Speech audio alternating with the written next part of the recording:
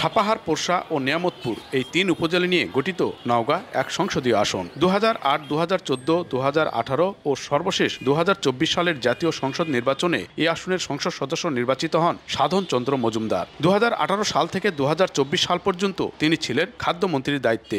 দলীয় পদ আর ক্ষমতার অপব্যবহার করে তিনি এলাকায় গড়ে তোলেন শক্ত সিন্ডিকেট, যার মূল লক্ষ্য ছিল শুধু অবৈধভাবে অর্থ উপার্জন। আজ থেকে 15-16 বছর আগে তাদের এমন কোনো সম্পদ ছিল না। 2-3-4 বিঘা জমি ছিল, টেন্ডার জমি 8-10 বিঘার মতো ছিল। বিভিন্ন পুকুর, মৎস্য পুকুর লুটপাট এবং বিভিন্ন প্রতিষ্ঠান থেকে বিভিন্ন চাকরির জন্য দেওয়ার জন্য অসংখ্য লোকের থেকে বিভিন্ন রকম টাকা হাতিয়ে নিয়েছে। এলাকাবাসীর অভিযোগ, সাধন চন্দ্রের ছোট ভাই মনোরঞ্জন মজুমদার মোনার দায়িত্বে ছিল চালের বাজারের সিন্ডিকেট ও পুকুর জলাশয় নিয়ন্ত্রণ। ছোট মেয়ে তৃণা মজুমদার নিয়ন্ত্রণ করত সরকারি বেসরকারি নিয়োগ ও বদলি। দুই জামাতা নাসিম আহমেদ, আবু নাসের এবং ভাতিজা রাজেশ মজুমদারের দায়িত্ব ছিল টেন্ডার বাণিজ্য। তাদের সহযোগিতায় সাধন সিন্ডিকেট হাতিয়ে নিয়েছে কয়েক হাজার কোটি টাকা।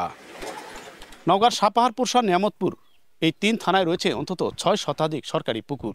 অভিযোগ রয়েছে, প্রকৃত মৎস্যজীবীদের হটিয়ে সরকারি এসব পুকুর গত 15 বছর ধরে জোরপূর্বক দখলে রেখেছে সাধন সিন্ডিকেট। যতগুলা খাস পুকুর আছে এগুলা মন্ত্রীর ভাই তার এক নাতি জোর করে দখল করে খায়। চাকরির টাকা, যে কোনো রাস্তার টাকা, যত কিছু টাকা, সমস্ত টাকা কোটি শত কোটি টাকা এই পার করছেন ইন্ডিয়াতে। চাল ব্যবসায়ীদের অভিযোগ, গত 1.5 দশকে চালের বাজারের দর ওঠানামার কারণ ছিল সাধন মনোরঞ্জন সিন্ডিকেট। তারাই সিন্ডিকেটের মধ্যে আমি মনে করবো যে তারাই এগুলো ডিস্টার্ব করছে, কোনো ব্যবসায়ীরা করেনি। তাদের পলিসিগত, তাদের ভুলের গত, তারা টাকা কামানোর হয়তো প্রয়োজনে এগুলো করছে। এরই মধ্যে সাধন সিন্ডিকেটের অনিয়ম ও দুর্নীতি তদন্তে মাঠে নেমেছে দুদক। সাধন চন্দ্রকে আসামি করে 2টি মামলা করেছেন ভুক্তভোগীরা। বিভিন্ন জায়গায় চাঁদাবাজি করেছেন এবং হামলা, দখল, বিভিন্ন মানুষের সম্পত্তি দ্বারা দখল করেছেন, সেই সকল ব্যাপারেও মামলার প্রস্তুতি চলছে।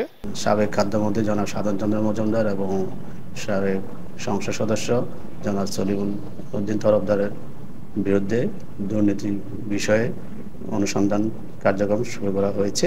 ছাত্র জনতার অভ্যুত্থানের পর আওয়ামী লীগ সরকারের পতনের পর আত্মগোপনে চলে যায় সাধন চন্দ্র মজুমদার ও তার পরিবারের সদস্যরা। এমআর রকি, সময় সংবাদ, নওগাঁ।